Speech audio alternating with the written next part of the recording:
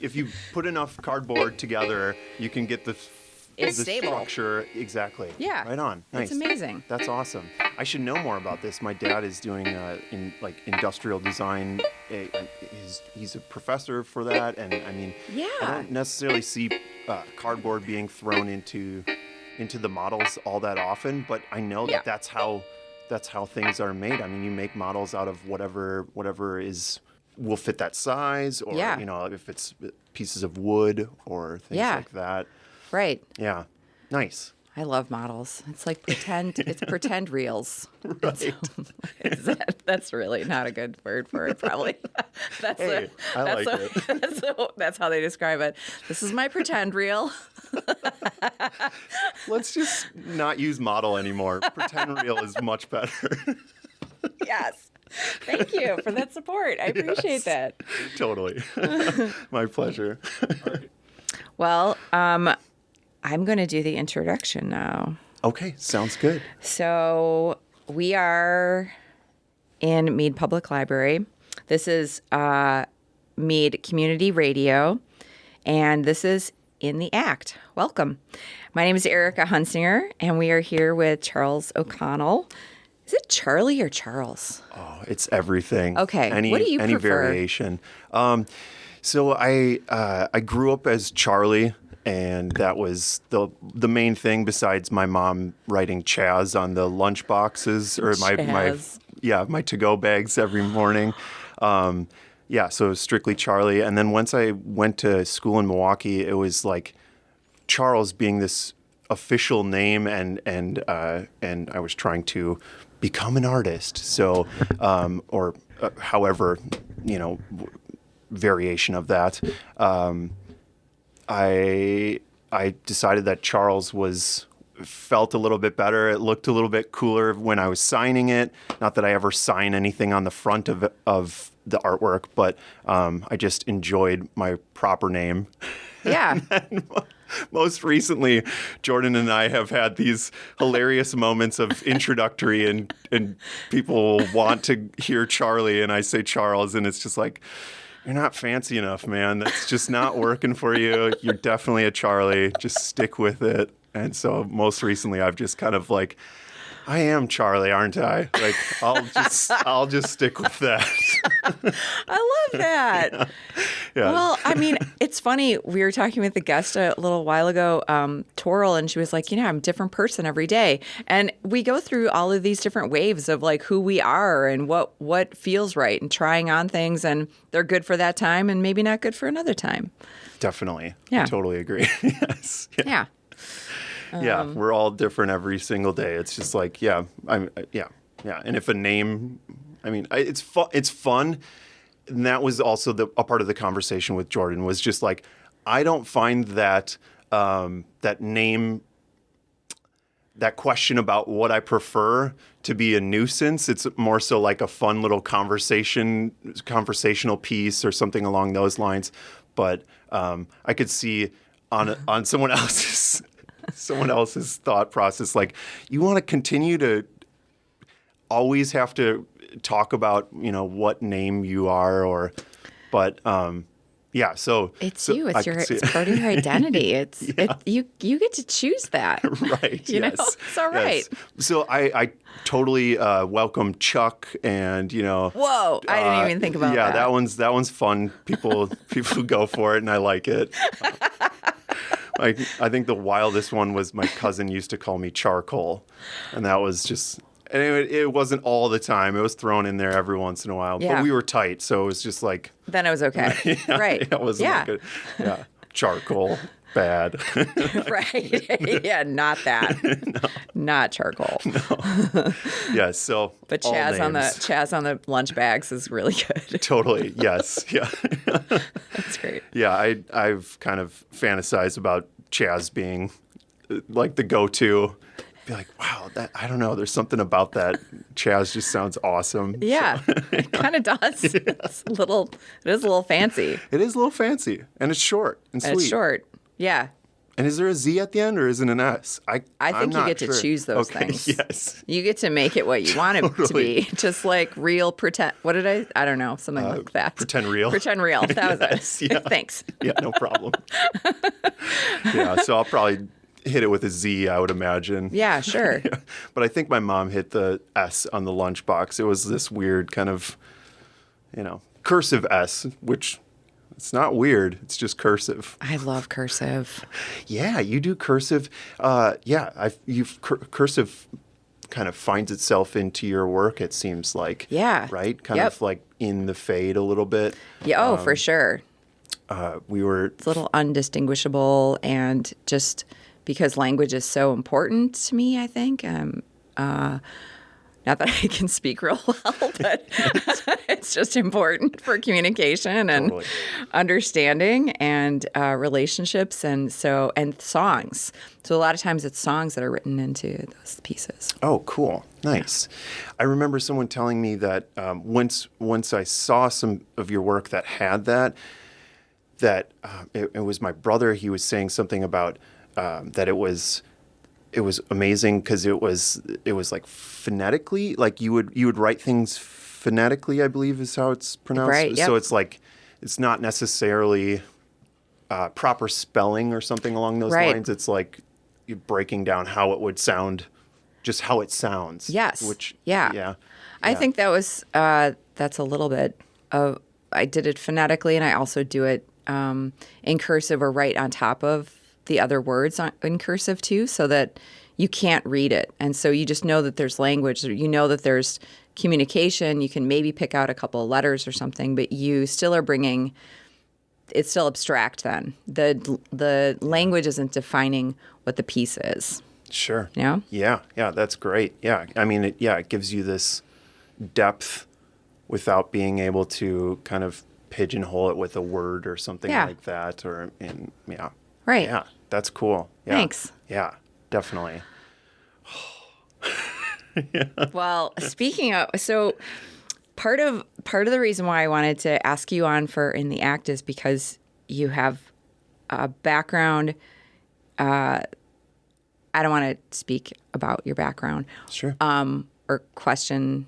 I'm not asking this right. I got I got freaked out about asking questions. Right. Oh no. It's the Q No, and an A. it's not. It's not at all.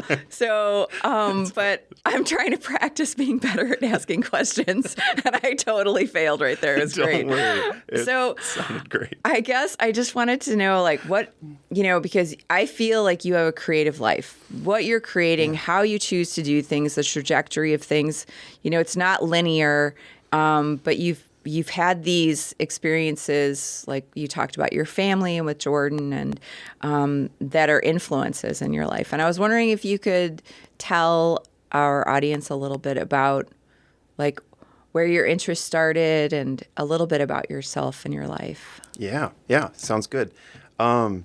So started when I was really young, and I will not lie, I think I sort of anticipated this question a little bit. So I was just thinking about like how it all came about and how I continued on with creativity and as you said, nonlinear, just like being having exploration kind of feeling with all of now I'm stumbling over my words. But, You're good. It's definitely the influences from parents. I mean, my dad was just always cranking out songs. He'd always keep binders full of his songs that he was, and it wasn't even that he needed he had a band when we were really young, but it wasn't that he needed to like record these, or it was just the songwriting process. So he had like hundreds of songs, and so he was always just kind of strumming away when he could On a guitar. Yeah. on a guitar and vocals. And it was always, he'd print out the paper and and then write all above the lyrics. Then you would have the chord notes following it. So he had this process down. And then my mom just being, forever, she was a jeweler, a jeweler, but before that, being a dancer, and Right. so there was all this kind of creativity around me that it wasn't necessarily like, and there was no pressure about jumping into any sort of one creative path. I think it was just like nurturing of any creativity, which was always really exciting, and I think it kept me open-minded for that I didn't have to be one thing or the other, that I could kind of like, oh, I'll do a little bit of this and a little bit of that. Yeah. And so yeah, so mom and dad kind of, buying us a electric guitar one year when, Cooper and I, and then we ran right up into the attic and had one guitar and then pots and pans were my drum set for this like little experience. Awesome. And then, so that electric guitar, and then, interesting things. I felt mixed feelings about it growing up, but my mom, like, had me do like a dance class or two when I was young, and I, participated in things at the art center while being young, where it was just like, okay, we'll do a little bit of dancing or a little bit of acting or a little bit of, the musicians want to have some of us play with them. Cool. So there was always just this kind of flow of creativity and not the pressure that I think can kind of I don't know what the pressure can do to creativity, but it can do different things. And I just feel grateful that there was always this positive, like, go ahead and do what you think you're capable of, and you don't have to be this and you don't have to be that. And Yeah. so I think that was kind of a good starting point. And I don't know if I've focused too much on my childhood, but No. growing, and then continuing on, I think then it became my friends. Like your partner, Cooper Deers, like he was a huge influence on me. Just like I thinking about like writing notes to myself and just that process. I remember just finding it so fascinating, just seeing like his notebooks or his little like pocket pads that would be like, oh, these are purely albums that I'm looking to either just experience. I need to get through all of these.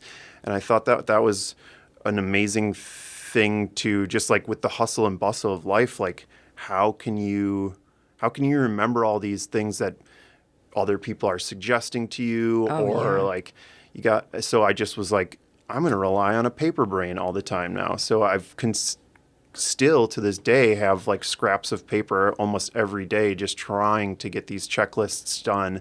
Sure. And I think that like drives a lot of my, my energy is just focused on like these goals, these little mini goals that I'm trying to get done every single day. Whether that be just John told me to listen to this artist or something like that, it's just Right. like, I feel that that's just as like important because that person that I respect, has kind of like, oh, you should check this out. Totally. With you in mind. Yeah. Yep. Yeah. So that's been cool, so friends, and then, studying in school a little bit was, in Milwaukee for this interesting little, degree called Interdisciplinary Arts and Technology, and it was just kind of a smorgasbord of different creative paths that you could kind of take that have some career aspect to them, or not necessarily a career aspect to them, because so there was programming, there was graphic design, videography, Wow. sound design, stuff like that. Yeah. And that kind of led me to this, after graduating, it was just like, okay, now I can use all these as I feel they need to be used. And jumped over to the Art Center, came back to Sheboygan after Milwaukee, and did 5 years in an internship at the Art Center. And that was literally because the thing that I studied in school was so diverse. It was also kind of, I wasn't really necessarily thinking of like, I know what I'm going to do right after school. Right. And so when I got the job at the art center, it was like, wait, what the heck? I just got every single, like all of them, maybe not so much of the programming, but like I'm doing everything I just studied in college at this job position that I have right now. So that was just wild to like, I didn't even think there was a job that existed that covered all of this. So that, continued on, and that helped me, blossom in certain ways. Like, oh, sound engineering is something that's, businesses need and is an important thing. And it's a weird science and balancing act. So, dialing in those things. And then now we're across the street from you guys at Honey and Ace, and it's just like a creative house. I mean, we're doing traditional retail as well, but like it just feels like a little bit of a creative fun house. Like we can kind of do projects that we want to do and just kind of dream up things and test them out. And once again, I'm doing a little bit of a decent amount of things that I study, like videography and sound work and stuff like that. Yeah. Maybe a little bit of graphic design. But so I think I just took you through my entire life of influences. It's awesome. Oh, that was good. Yeah. That was fun. That was good. All right.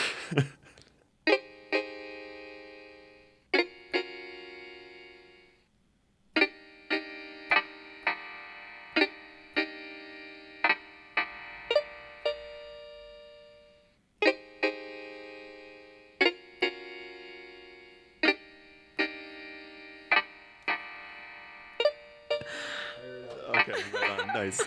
Welcome back. This Welcome is back. In the Act I'm Erica Hunsinger, and we're here with Charlie O'Connell. Yeah. Thank you. Thanks for having me. Yeah, we were just talking a little bit on break about actually talking with your hands, and I think it's really interesting because you were saying that it like sort of helps generate the words, and I think that we've talked before about having similar staccato styled way of speaking, which Yes. I didn't prove to be true in the last segment, by the way. Did an awesome job.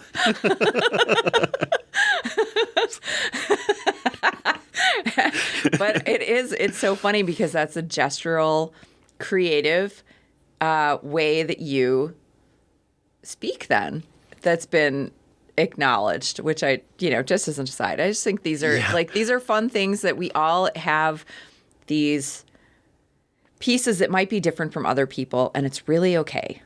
Right, exactly. really okay. Yeah, characteristics are great. Like they make up you, and that's right. Yeah, so embracing them is It's so if you talk important. with your hands, Right.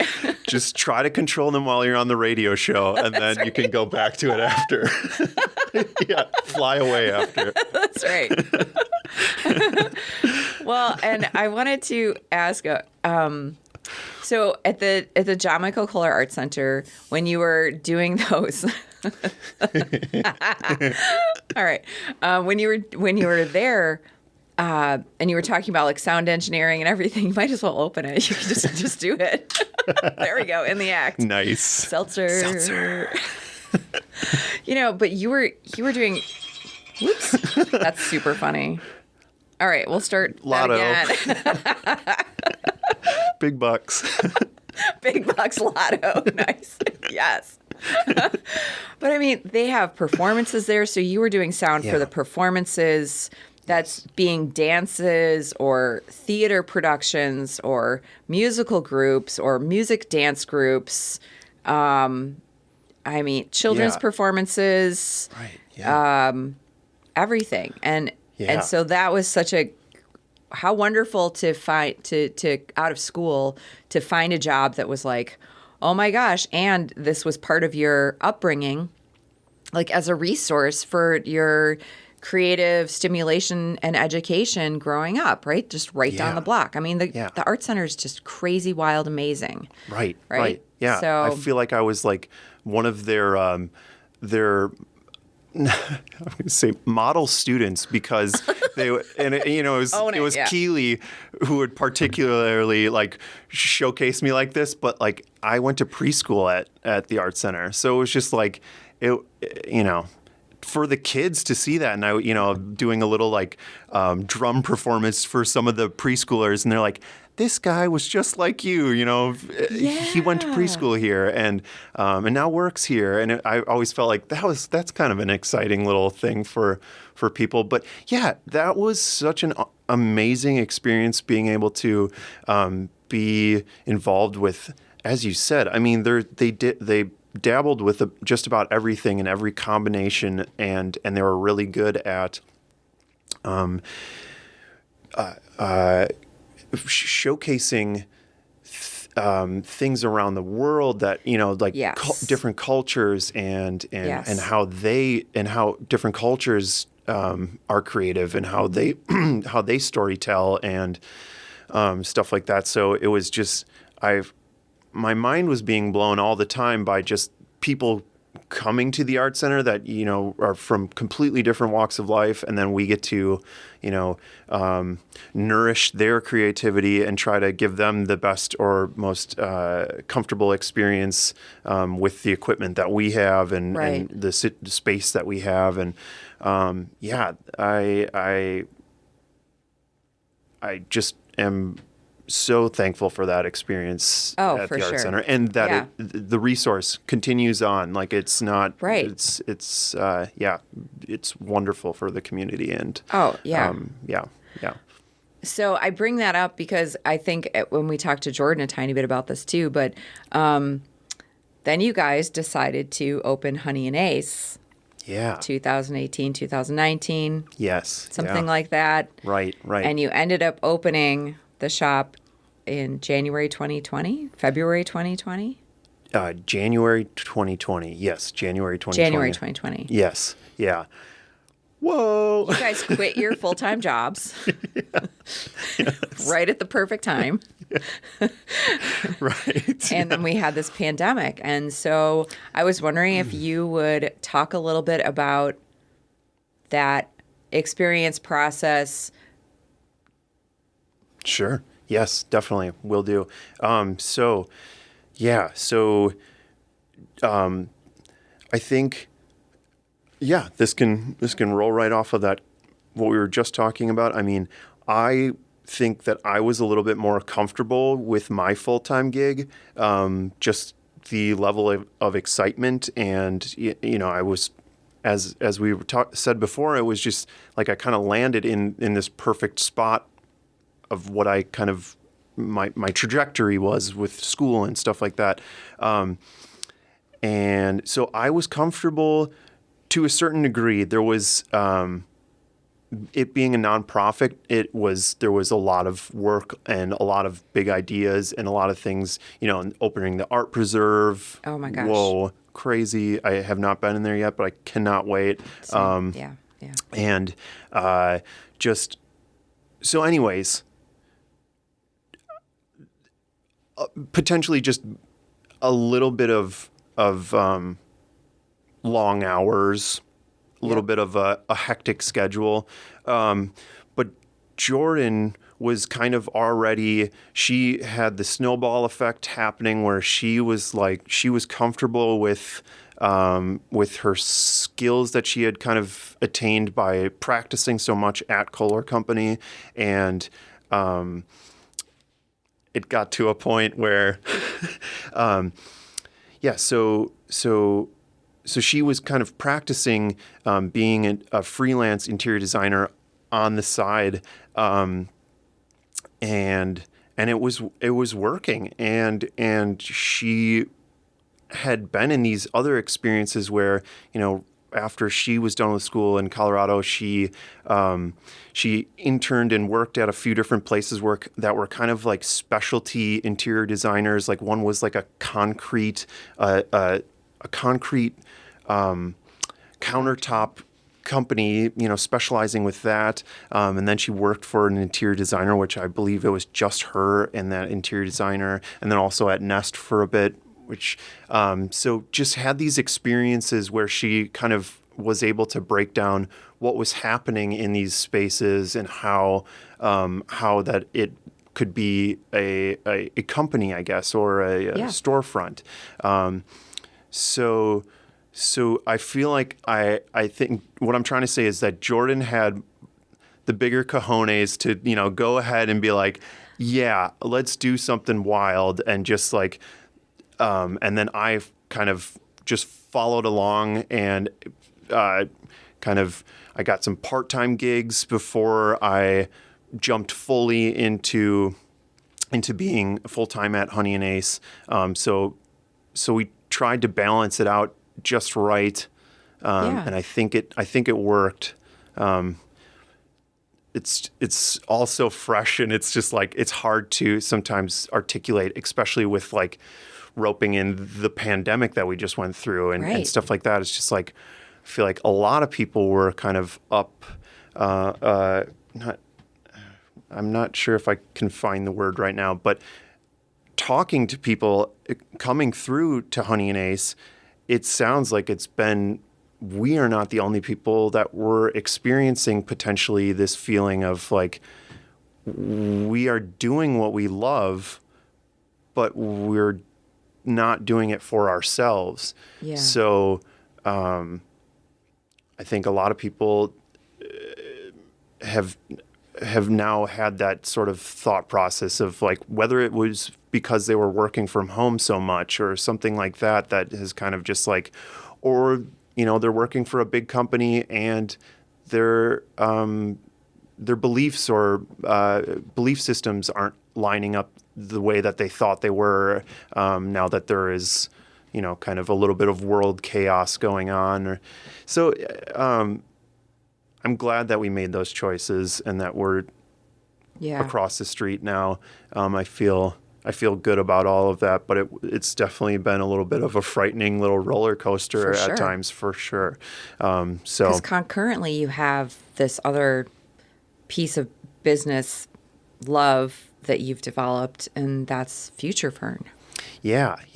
And so, that's living there too as well, right? Like, so can you talk a little bit about that? Definitely. Yeah. So, Future Fern was an idea that originally Future Fern Records, just recently I tried to, with the name shift, it goes along with going back to Charlie. I have to change this little collective idea. So it was mostly focused on, I think mostly was music being pushed out through the platform, but it was meant to be an all-inclusive like art and creativity, just space. And it, so it started as a website just to kind of not categorize, but I guess in a certain way categorizing different music projects that I had my hands in, and also all my friends that were working on music had a space to, just a space that all of our names are listed together, and that you could click on a link here and click on a link there, and see these different people. I saw a few people. I think my big motivation for starting that was in Milwaukee. I got tied in with a few little things that were similar to what Future Fern was, but I think it was sort of more so only focused on music, I would say. Yeah. And so two of these things, or let's just do one of them. The one that I really enjoyed, they did write-ups on releases and stuff like that. So I felt like they were doing a really good job of what they set out to do. It was called Noisy Arcade. Fun. And it was a lot of, it was Wisconsin-based, I think, for the most part, the creatives, but they were going out, and other Midwestern artists were on it and stuff like that. And I really liked what they were doing. And then at one point it just kind of fizzled out, and I think it was 2 people that were running it, and that I was just I remember just because I thought it was so fascinating. I was just like, oh, what happened? Like what Oh, yeah. like was it because there was 2 people and they couldn't see eye to eye, or how did so I kind of questioned that, and then I was still wanting to put out music and stuff like that, and I was just like, oh, bummer. I was really excited about being on this little like net label, and now it doesn't seem to exist. So what do I do? How do I fill that void? So that was kind of when it started. So yeah, it just it grew to, I just started asking all the people that I was excited about, who were creatives that I knew, so it kind of grew to this Future Fern now I'm talking about, grew to like, I don't know, we have like 30 some people listed on the website. I have to check back in with a few of them. I feel like I don't know if they're still continuing on as being creatives. But it has maintained, and it's grown, and now it's being nurtured by, Honey and Ace and Jordan, kind of helping me realize my vision a little bit more, where it's like, okay, what can we do now with Future Fern? Like, you have, you know how to record people, and people want to be recorded sometimes. You can offer that service, or whether it's mixing, or I dabble a little bit with mastering. I'm not a pro yet by any means, but I'll give it a whirl. And certain things like that have now brought it to a place where, like, as Jordan's offering out her interior design contracting skills, we're gonna in the near future be not allowing, but encouraging like sound engineer and videographer contracting skills as well, through awesome. Future Fern, Honey and Ace. However, I love that. It's exciting, and it's a little scary as well, because Sure. it puts it's like potentially like someone asking you for a commissioned art piece or something like that, where it's like now you are asked to use your creative skills for someone else's creative outcome. Right. Which is cool and exciting, but scary. Absolutely. A little bit. Yeah. Yeah. But for the most part, I'm really jazzed up about that. And what potential can happen, and like set the stage to make it happen, and then, yeah. Yeah. And the space is, you guys know. This is a nice recording studio. We've got the curtains and the ambiance and everything. John. But you can nowadays make a recording studio in just about any room, and equipment has been kind of. There's like a prosumer now. There's like there is. Interesting word. It is a weird one, and that one I got from school there was talking about equipment, where it was just like, okay, are you going to get the professional grade camera that's a couple $1,000s, or are you going to get the worst one, which is just the consumer grade, or there's this in between which you can probably afford. It'll get you mediocre to, however you use it, you could probably get some professional grade outcome. And I guess, just using that word was just merely just saying that that there is you don't need to go to Abbey Road's, or a professional recording studio to make an album or a song or something like that anymore. Right. You're not going to go over to Steve Albini's studio in Chicago to make that happen. What's that studio called?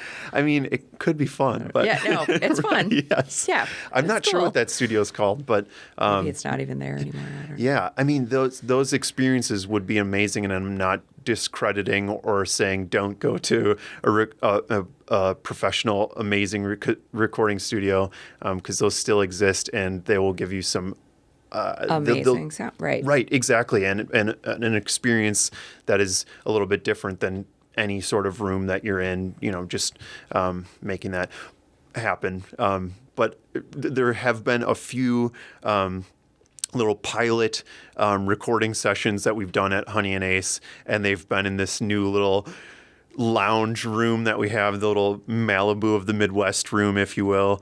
And it's been exciting because it's fun to have a little bit of ambiance and Can you describe it a tiny bit? Sure. Yeah. There's like I think it's an abstract cow print, like the black and white kind of pattern and nature of Midwestern cows. I don't know if cows are everywhere, but we're trying to the Midwest, the Malibu of the Midwest. So that cow print is kind of on the chairs and it's on the carpet. There's a neon light that says Malibu of the Midwest. So we're really trying to boost that, I guess. And that's even though neither of us are surfers, we're just like, come on, surfers, do it. But it's a big thing. Excuse I mean, me. Sheboygan's a big surf place. It is called the Malibu of the Midwest because they have like a surfing competition or something like that every like Labor Day or something. Yeah. Surfers from all around come for our tiny little waves. And Yes, and they have a blast apparently. it's awesome. Yeah. Yeah, and I love that you're celebrating that, honestly. That's what I meant. Yeah. Us too. It feels good. It's as small as the waves are, like let's just embrace it and Right. and ride it out, ride that wave. Oh yeah, I mean that's the main. If you ask locals, for the most part, if you ask locals like what is so special about this location, I mean they're gonna bring that up. Yep. Pretty soon in the conversation Sure. of the lake being right next to us. Like, Absolutely. That's It's a big deal. A big deal. Yeah. Yes. Yeah. So, yeah.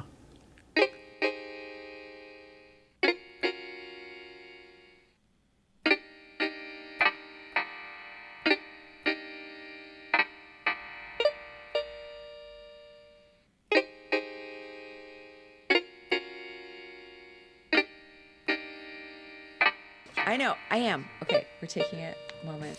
This is I know. fun. Best bits are, anyway. Oh, yeah. I know. Definitely. We can maybe use it. I'm just saying. So, yeah. Welcome back to In the Act. This is In the Act. We're at Mead Community Radio.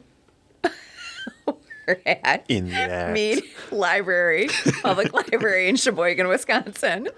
I'm laughing. Cut it out. And this is In the Act, and we are with Charlie O'Connell. Thanks, Charlie, for being here. Thanks for having me. Gosh, what were we just saying? Oh, so the In the Act, yeah, the title of it. Yes. When I Love was it. explaining it to Cooper, like I want to do this creative show. This is my words just sound really clunky. Like I'm like I want to do this creative show. It's called like we'll call it like creative talking about creative stuff, your life and creativity. And I was like, this is not going to work real well if I can't find a good title for it. So he helps me really a lot Nice. with those grounding pieces. Oh, that's great. Yeah, and I was then like, I hear help me. Yeah, nice. I hear, and you also mentioned that he has done a little bit of a soundbite for the intro and outro of the piece as well, which I'm Yes. really excited to hear. So when as I well. said this is a good part about it because I want to talk about music. Sure, yeah, let's do it. Because when I said I want you to do the sound bites for it, and Cooper like ran in the other room and he got his Casio out. Casio, Casio, whatever. It's Casio. And it only I think you can only depress like 2 keys at once. Oh, sure. The yes. third one doesn't make a sound because it's only 2 keys. And he put this little ditty together initially, and I was like, "Oh, that's it. And then I had to listen to an hour and a half more of other things that he came up with, and I was like, it's not it. It's not right. I appreciate it. Nope, it's not it. What about this one? No, I don't want that one. And he's like, wait, and it was so thoughtful and so sweet. And he was doing such a great job. But I was like, no, I love this piece. You nailed it on the first try. Totally. You don't even need that extra hour. It was but amazing. He probably had fun, like, Right. oh, but this and this and this and this. Right. Yeah. And then you never know where that leads, right? Right. That's the part about it that's so interesting is because we were talking a tiny bit about commissions, right? And in Sure. some ways Yep. that was like a little commission. He didn't get Yeah. paid for it really, but but that creating something for someone else is difficult to do. Yeah. But then developing your ideas around that and having these sound bites or sound expansions or contractions that you can then maybe will lead you in other areas into other places Yeah. Yeah. is definitely. fascinating. It'll challenge you, and that will, it'll either just be like a practicing situation, or just expanding on the tools that you already use regularly. Yeah. Yeah. It's exciting, but also scary. Yeah. Yes. And you talked early on in our conversation about that your father was like always playing music and sounds and songs and had all this like notebook writings that you and Cooper would go upstairs into the attic and you'd play drums. But this is your love though throughout your life is this thread of music making Yes. in lots of forms. You played in on your own and improvisationally in song structure, in bands, and Yeah. That's been one that seemed to continue on the entire span of my life now, which has been great. I believe before the kitchen utensil drum set was piano lessons. I think that came before that. Actually, I'm not sure in what order that was, but yeah. So Cooper and I, my brother, both got piano lessons when we were really young by this great person in our neighborhood. That was exciting, and also just like, I remember crying one time at the piano because I wasn't the best at practicing. Learned that early on, and so yeah, from there, and having that little couple year or 2 years of piano, then kind of influenced when I got to fifth grade. Fourth grade was like, are you going to go into the orchestra? I don't know why they got it at fourth grade, and then fifth grade was band. But so I somehow avoided orchestra, and then went to, probably knowing that I sort of in my heart wanted something like band was more exciting to me or something. I'm not sure. And what was your instrument of choice? So they set me up with percussion because, and I think that was my instrument of choice because there was the variety pack there, and piano, and if you had piano training or however lessons in your background, it was like, yeah, you're kind of ready for percussion. I think maybe because there's bells and marimbas and xylophones get categorized into percussion because it's a stick striking an instrument, which generally is then it's in the percussion category. But so they kind of set me up with percussion, which was exciting, and then did that mostly through school. So had that kind of influence and took some private lessons as well of sheet music and kind of like progressing with that. And I think that was important to kind of gain those rudimentary skills as Glenn Zeineman, my teacher for private teacher for a bit was to really practice those rolls, like a drum roll and all different types of drum rolls. Yeah. And how you should properly hold drumsticks, although I've kind of gotten away from that a little bit. And there's, just I think that those experiences throughout band and the private lessons, they really kind of just like taught me how to play those instruments, and then the creative project or the projects that I would do on my own or with friends I felt like was benefited from those things that I was able to kind of gather growing up. Even if I had to cry at the piano once because I couldn't practice, or that whole thing of not being able to practice or not wanting to practice continued into those private lessons too, where I was like, my mom would be driving me to the lesson, and the drum book would be out, and I would be, instead of my practice pad, which felt very similar to the dashboard. It was like the same material as a practice pad. So practicing on the way to the lessons and back, and nervously like, oh, he's going to know that I didn't practice. And I think that potentially if I'm going to try to tie this together with maybe the not practicing, it was always maybe this push-pull where I was learning stuff, but I feel like I always kind of had this feeling that I liked things that broke some rules and was outside the box. And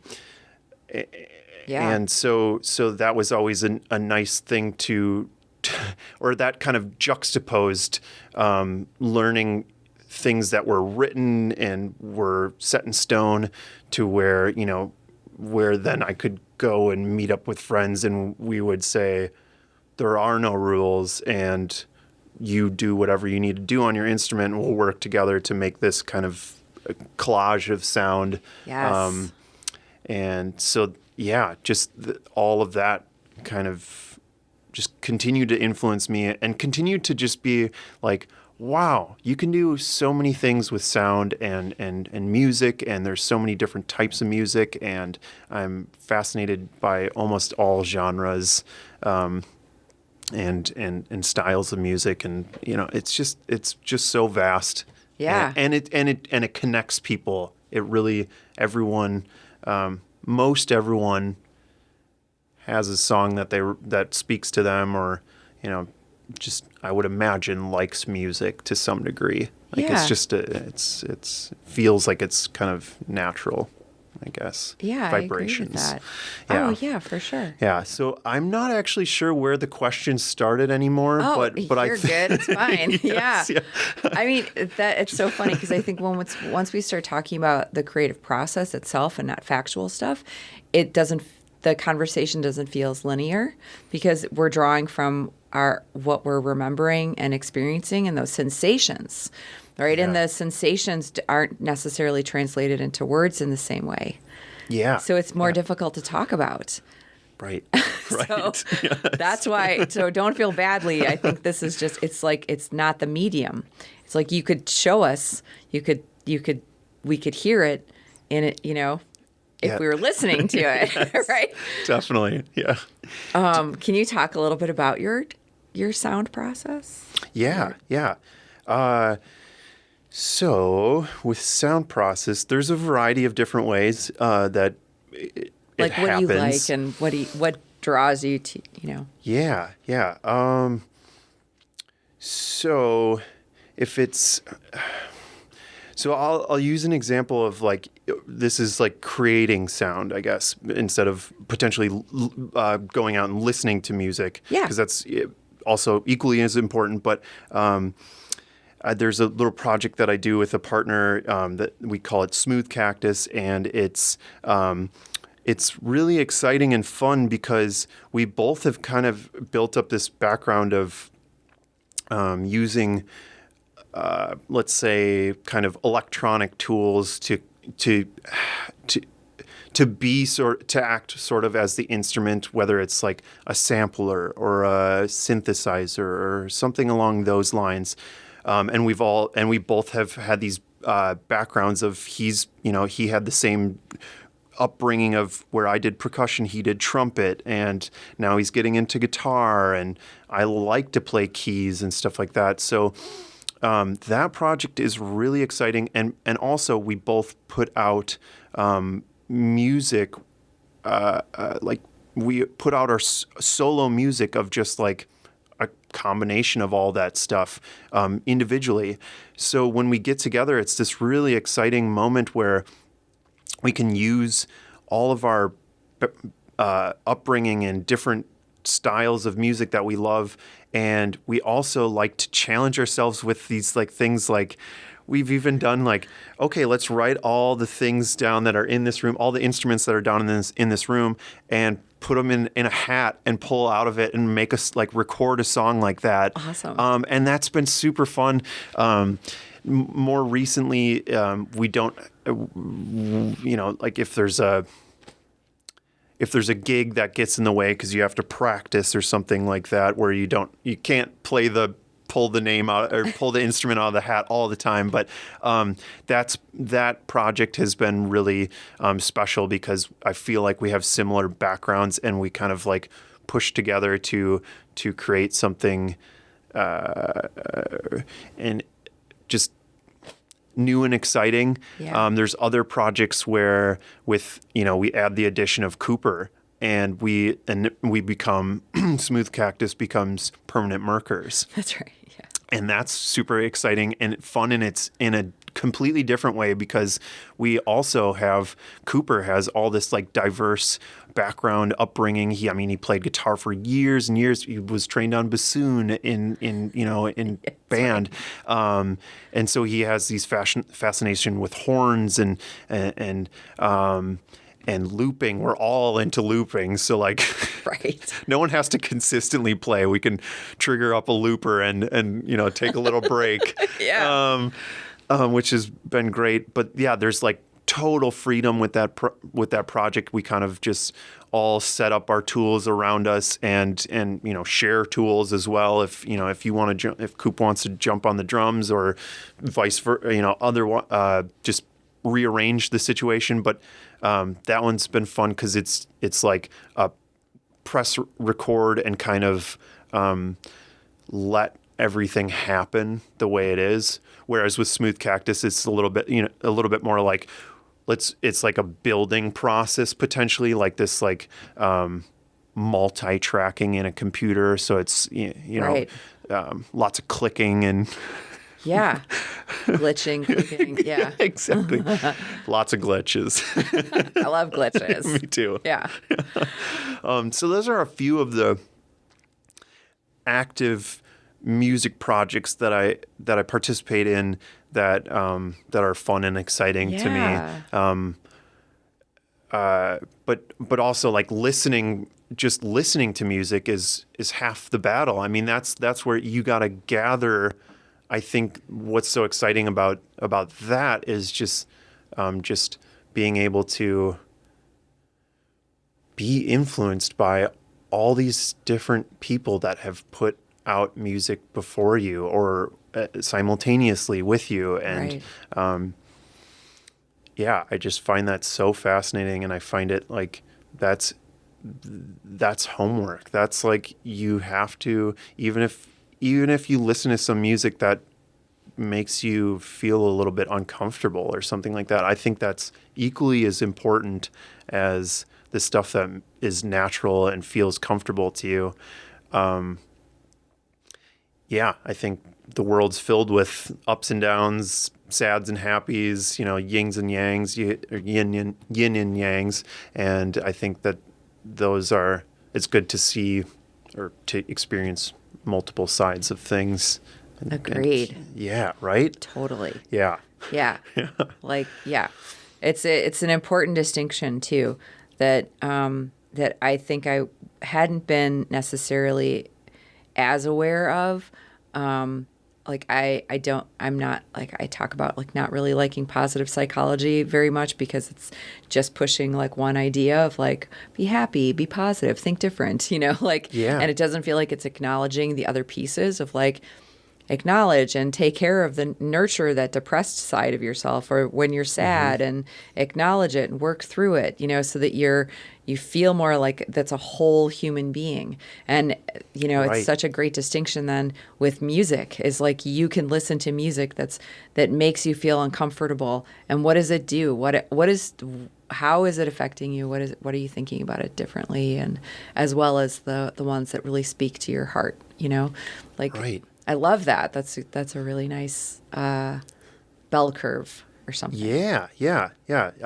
I totally agree, and it feels like a necessary piece of the puzzle. Like it's just like it's not always happy, and as we all know, the world there's so much ups and downs, and we're all like consistently hopefully trying to understand it more, and yeah. And ourselves, right? It's definitely. Well, this is awesome.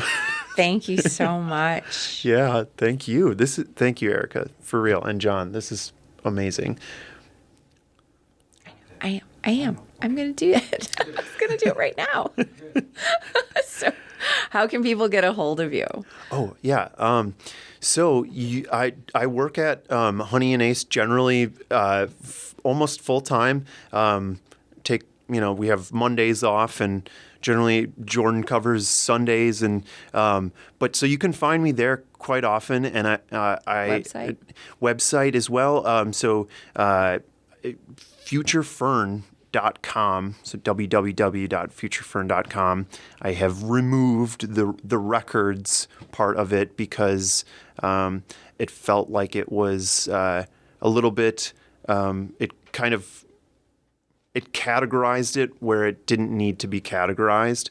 Futurefern.com is where you can find things about the collective, and in the future now we'll have recording services available. Cool. Yeah. And also, just there's a ton of links on the website where you can kind of find all of those artists that have so graciously allowed me to include their name on the Future Fern website, but also Future Fern Bandcamp is kind of if you're not familiar with Bandcamp, get into it. It's an amazing platform for undiscovered or musicians to kind of take hold of their freedom of musical expression, and also just being able to, revenue comes back to the artist, and it's just a wonderful website. So anyways, we have lots of music available on Future Fern at Bandcamp, Future Fern. So those are two spots to kind of get a hold of me. Excellent. Definitely. And Honey Ace. And Honey and Ace. Yep, exactly. Okay. Yeah, definitely. Great. Yeah. Thank you, Charlie, for Thank you, being here Erica. and talking about everything. It's really great. Really appreciate I it. had a blast. This was fun. Awesome. Thank you for having me. Woohoo! Nice. Awesome. In the Act is produced in the studios at Mead Public Library in Sheboygan, Wisconsin. More information on the web at meadpl.org.